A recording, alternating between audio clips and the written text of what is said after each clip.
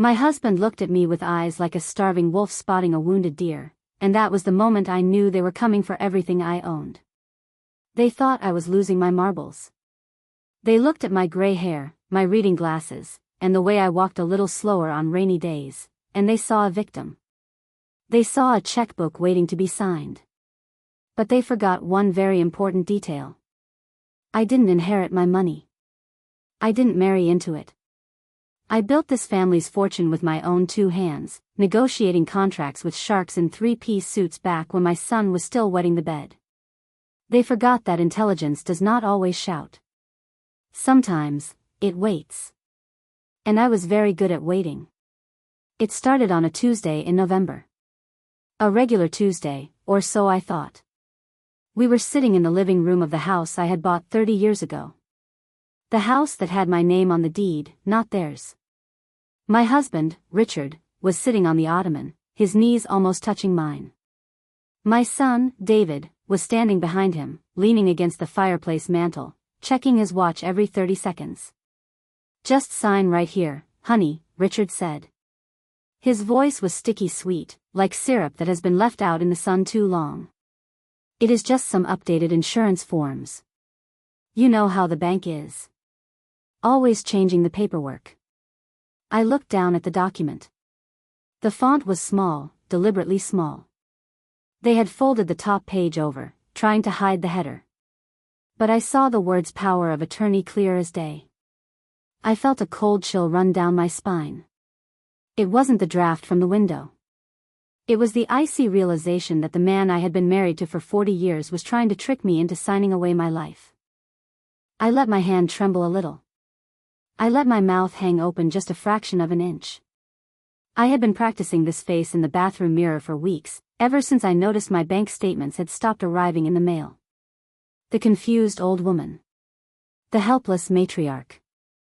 "I do not have my glasses, Richard," I said, making my voice sound thin and reedy. "What is this for again?" David sighed. It was a loud, impatient sound that grated on my nerves.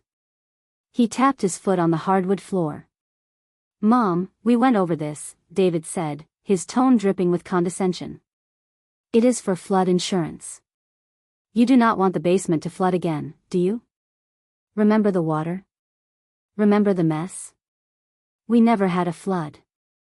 The basement had been dry as a bone since 1995. But that was their game now. Gaslighting. They planted false memories. They tried to make me doubt my own history. They wanted me to believe my mind was a sieve so that when they took control, I would thank them for it." I blinked rapidly. "Did we flood, David?" "I do not remember a flood." Richard patted my knee. He patted it like you would pat a dog you are about to put down at the vet. "See, this is what we are talking about, sweetie," Richard said softly. "Your memory is getting a little fuzzy. That is why you need us to handle the boring stuff. Just sign the line. We will take care of the rest." I gripped the pen. I wanted to throw it in his face. I wanted to scream that I knew exactly what day it was, that I knew the current stock price of our portfolio down to the cent, and that I knew David was $50,000 in debt to a bookie in Vegas because I had seen the urgent text messages pop up on his phone when he left it on the counter. I wanted to tell them I wasn't the one with the problem. But I didn't. Because if I screamed, they would win. If I got angry, they would call the doctor. They would say I was agitated. They would say I was unstable. They would use my anger as proof that I needed to be controlled. So I dropped the pen. "Oh, clumsy me," I said, watching it roll under the sofa. "I am so sorry. My hands just are not working today. Can we do this tomorrow? I feel so tired. I think I need a nap." David looked like he was about to punch the wall. His face turned a shade of red I hadn't seen since he was a toddler throwing a tantrum in the grocery store. Richard's jaw tightened, the mask of the loving husband slipping for just a second before he forced that fake smile back onto his face. "Of course, honey," Richard said through gritted teeth. "You rest. We will try again tomorrow." I shuffled to the stairs. I made sure to hold the railing with both hands, taking one step at a time, moving slow as molasses. I felt their eyes on my back. I could practically hear them calculating how much time I had left, how much money they could drain once they had my signature. As soon as I got into my bedroom and locked the door, I dropped the act. I stood up straight. I rolled my shoulders back to release the tension. I walked to my desk with a steady stride. I pulled out the burner phone I had bought with cash 2 weeks ago and hidden inside a hollowed-out copy of War and Peace on my bookshelf. I dialed the number I had memorized. "Mr. Sterling," I said when the voice answered. "It is Evelyn. They tried the power of attorney today. They tried to pass it off as flood insurance." I heard the scratch of a pen on the other end. Charles Sterling was the best lawyer in the city. He was a shark, but he was my shark. I had hired him quietly last month. "Did you sign anything?" Charles asked. "No," I said. I played the tired card. "But they are getting aggressive, Charles. David is desperate. I think his debts are coming due. And Richard just wants to trade me in for a younger model with my money in his pocket." "You need to keep it up, Evelyn," Charles said. "We need hard proof. We need them on record stating their intent to defraud you. If we go to court with just your word against theirs, the judge might side with the concerned family. The courts tend to protect the children in these cases unless we have a smoking gun." "I have a plan for that," I said. "I am going to be the most confused, senile woman they have ever met. I am going to give them exactly what they want." "Be careful, Evelyn," Charles warned. "These games are dangerous. If they get you committed, getting you out is a nightmare." "They won't get me committed," I said, looking at myself in the vanity mirror. My eyes were sharp. Cold. Because I am smarter than them. I always have been. For the next 3 weeks, I lived inside a theater of my own making. It was exhausting. It is hard work pretending to be weak when you have spent your whole life being strong. The gaslighting got worse. Small things started disappearing. My keys. My wallet. The remote control. I would put my glasses on the nightstand, go to the bathroom, and when I came back, they would be gone. At first, it makes you question yourself. Even me. You think, maybe I am tired. Maybe I am slipping. But then I started marking things. I took a tiny piece of clear tape and put it on the bottom of my glasses case. I placed it exactly on the corner of the table, lined up with the grain of the wood. When I came back, the case was gone. I found it in the refrigerator 2 hours later. Richard acted so concerned when he found them next to the milk carton. "Oh honey," he said, shaking his head with pity. "You put your glasses in the fridge again. We really need to get you to see Dr. Eris." Dr. Eris. That was the next phase of their plan. He was Richard's golf buddy. A man with a shiny watch and a smile that didn't reach his eyes. I knew if I went to him, I would walk out with a diagnosis of dementia and a prescription that would turn my brain into oatmeal. But I had to go. I had to play the part. The appointment was a farce. Dr. Eris asked me simple questions. Who is the president? What year is it? Count backwards from 100. I answered them all wrong. I told him Eisenhower was president. I told him it was 1982. I watched Richard in the corner, wiping away fake tears, playing the devastated husband perfectly. Dr. Eris nodded gravely. He wrote on his clipboard.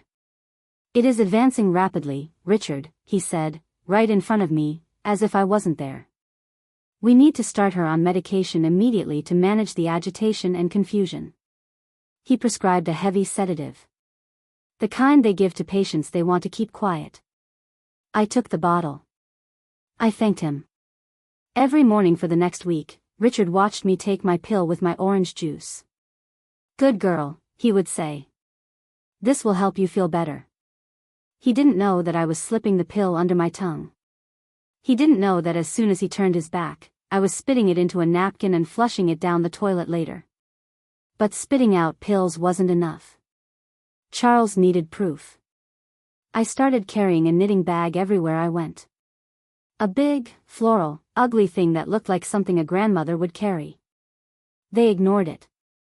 To them, it was just another old lady accessory. But inside that bag, buried under balls of blue yarn, was a high-quality voice recorder. It was running 24/7. I caught everything. I caught David talking on the phone in the hallway late one night. "Yeah, the old bat is losing it fast," he laughed. "We should have control of the accounts by next month. I can wire you the cash then. Just hold off the guys, okay? I am good for it. The house alone is worth $2 million. Once we dump her in the facility, we sell it." I caught Richard talking to his mistress.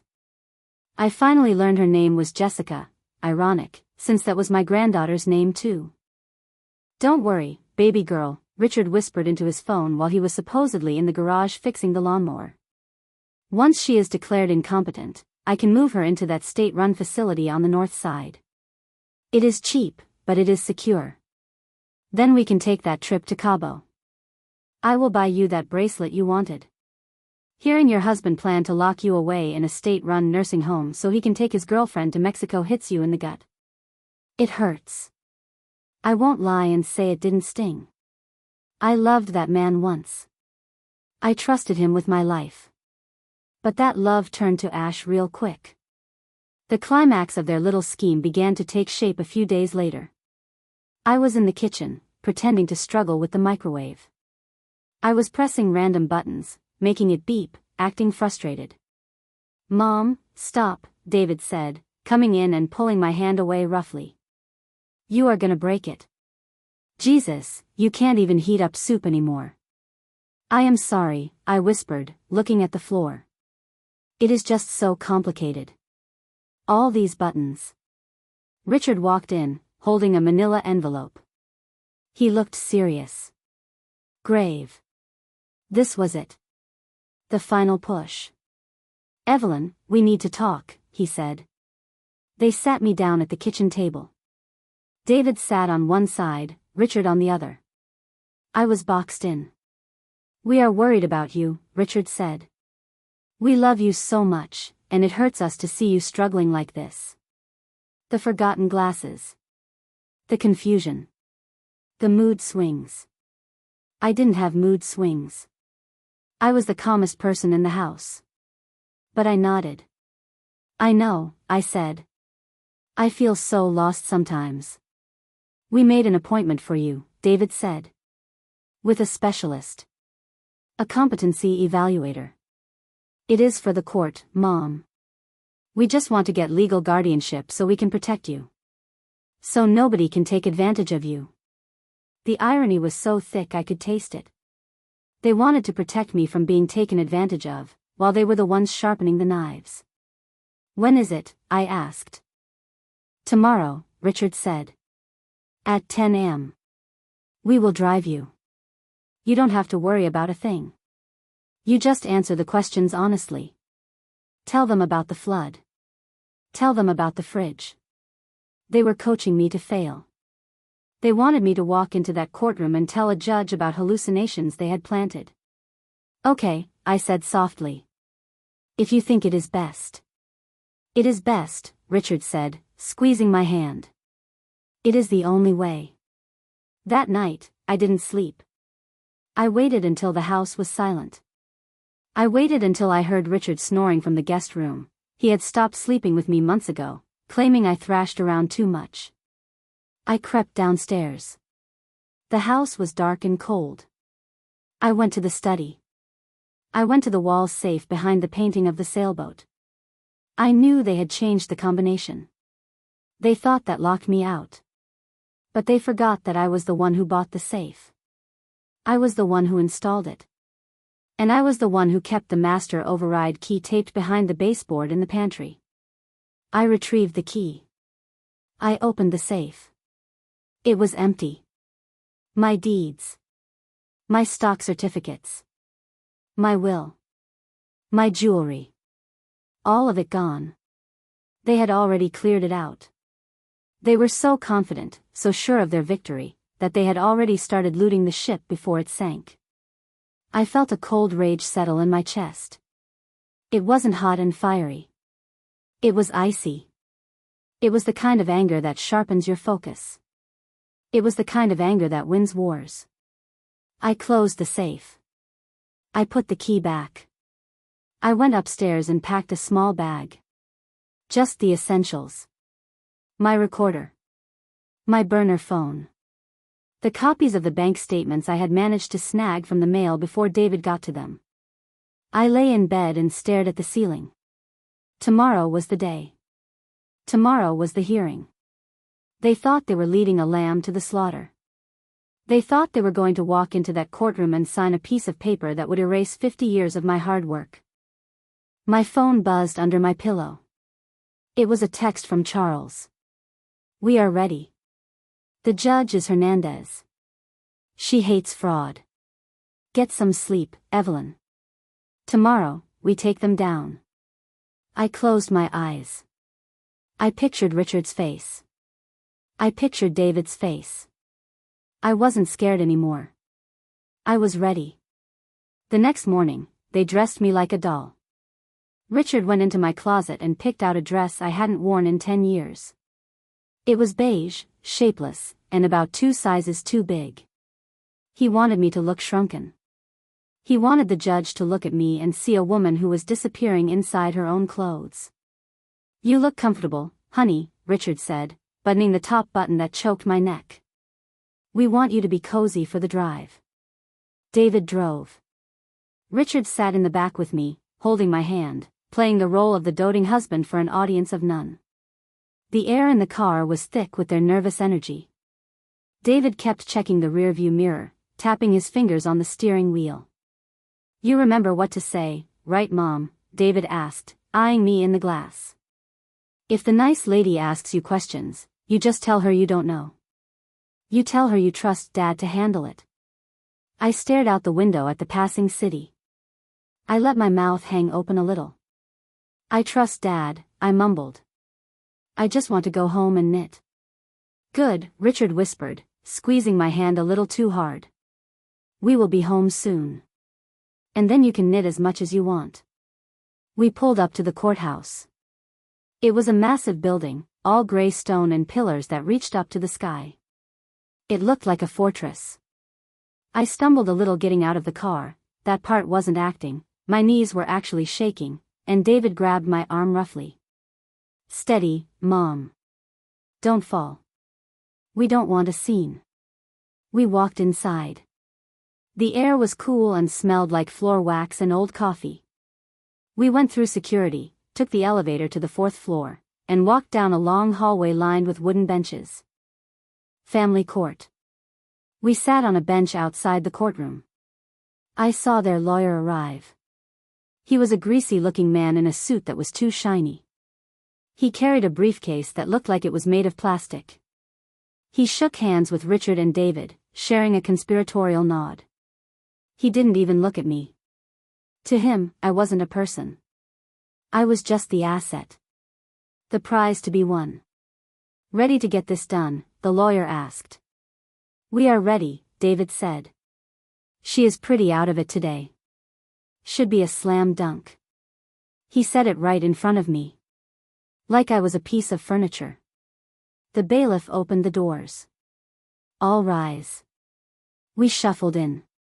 The courtroom was mostly empty. Just the judge, a court reporter, and us. The judge was a woman. Judge Hernandez. She looked stern, with reading glasses perched on the end of her nose and hair pulled back in a tight bun. I looked at her, and for a second, I felt a flicker of hope. She looked sharp. She looked like a woman who didn't suffer fools. Richard and David guided me to the plaintiff's table. They sat me down between them, boxing me in. The hearing began. Their lawyer stood up, buttoning his cheap jacket. Your Honor, he started, his voice booming in the quiet room. We are here today to petition for emergency conservatorship over Mrs. Evelyn Vance. As the evidence will show, Mrs. Vance is suffering from advanced cognitive decline. She is a danger to herself and her estate. Her loving family simply wishes to step in and ensure her safety. Judge Hernandez looked at me. She studied my face. Mrs. Vance, do you have legal representation present? She asked. David squeezed my knee under the table. A painful, sharp warning. I looked down at my hands. I stayed silent. Your Honor, the lawyer interrupted. Mrs. Vance is unaware of the nature of these proceedings. She believes she is at a doctor's appointment. This confusion is exactly why we need the conservatorship granted immediately. The judge frowned. Is this true? Is there no one to speak for her? The heavy wooden doors at the back of the courtroom swung open with a loud bang. A deep, confident voice rang out. I am here to speak for her, Your Honor. David and Richard spun around in their chairs so fast I thought they would get whiplash. Charles Sterling walked down the center aisle. He was wearing a $3,000 navy suit and carrying a leather briefcase that smelled like money. He looked like a shark entering a tank of goldfish. He walked with a swagger that sucked the air right out of the room. And who are you? The judge asked, peering over her glasses. I am Charles Sterling, Evelyn Vance's retained counsel, he said, slamming his briefcase onto the defense table. And I object to this entire proceeding on the grounds of fraud, conspiracy, and elder abuse. The room went dead silent. You could hear a pin drop. David looked at me. His face was pale, his eyes wide with panic. Mom? Who is that? I didn't answer him. I slowly reached into my knitting bag. I pulled out my glasses, the ones I had supposedly lost in the fridge, but had actually retrieved and hidden in my purse that morning. I unfolded them and put them on my face. Then I stood up. I didn't stand up like a frail old lady. I stood up like the woman who ran a logistics company for 25 years. I stood up straight, shoulders back, chin high. I pushed the chair back with my legs. I smoothed down the ugly beige dress Richard had picked out for me. I looked at the judge. Good morning, Your Honor, I said. My voice was clear. Strong. Not a wobble in it. I apologize for my late entry into this conversation. I was busy letting my family dig their own graves. Richard's mouth fell open. He looked like he had been slapped with a wet fish. Evelyn? What are you doing? I ignored him. I turned to Charles. Mr. Sterling, do you have the recordings? I certainly do, Charles said, pulling a silver USB drive from his pocket and holding it up like a weapon. Recordings? David squeaked. His voice cracked like a teenager's. I turned to my son. I looked him dead in the eye. The wolf was gone. Now, he was just a scared little boy who got caught with his hand in the cookie jar. Every single word, David, I said. The phone calls to your bookie. The plan to sell the lake house. And you, Richard. The trip to Cabo with baby girl. The cheap nursing home. I have it all. No, Richard stammered, standing up. She is having an episode. Your Honor, she is paranoid. This is part of the dementia. She thinks we are plotting against her. Judge Hernandez looked at me. She looked at Richard, who was sweating through his shirt. Then she looked at the USB drive in Charles's hand. Mrs. Vance, the judge said slowly. You seem quite lucid to me. I am as lucid as the day I married this leech, I said, gesturing to Richard without looking at him. Though I was arguably stupider then. I walked out from behind the table. I stepped into the open space of the courtroom. For the last 3 months, Your Honor, my husband and son have engaged in a systematic campaign of gaslighting, theft, and emotional abuse, I told the judge. They have stolen documents. They have accessed my accounts illegally. They have manipulated my environment to make me doubt my own sanity. And they did it all because they are greedy, lazy men who cannot stand waiting for me to die naturally. I reached into my bag again. I pulled out a stack of papers. Here is the log of every time they moved my belongings, dated and timed. Here are the bank notifications for the transfers David tried to authorize. And here, I said, slapping a document onto the judge's bench. "Is the affidavit from Dr. Eris?" Richard gasped. "Dr. Eris?"